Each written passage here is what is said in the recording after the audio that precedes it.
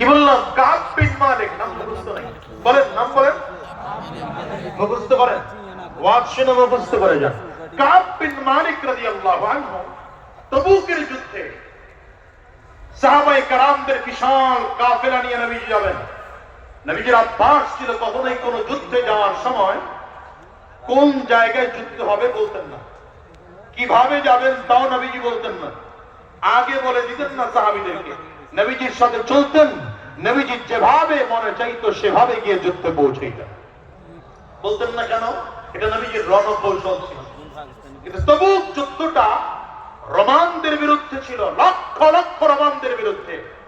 নবীজি এই যুদ্ধকে আলাদা গুরুত্ব দিয়ে মদিনা থেকে কাফেলা সাজিয়েছেন।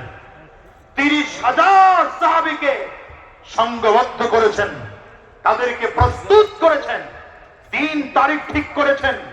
এই দিনে আমরা মদিনা থেকে রওনা হব, তোমরা সবাই সামানা গুছিয়ে নাও, রেডি হয়ে নাও।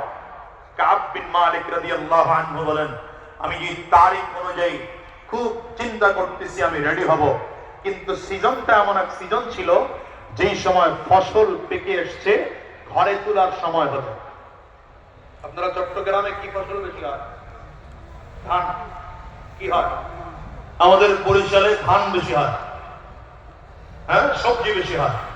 আবার দেখবেন যশোর বা ওই অঞ্চলে, নড়াইল অঞ্চলগুলোতে আম বেশি হয়। আম যখন পেকে আসে তখন মানুষ খুব ব্যস্ত হয়ে পড়ে। বিশেষ করে আমাদের বরিশালে যখন ধান পেকে আসে মানুষ খুব ব্যস্ত হয়ে যায়।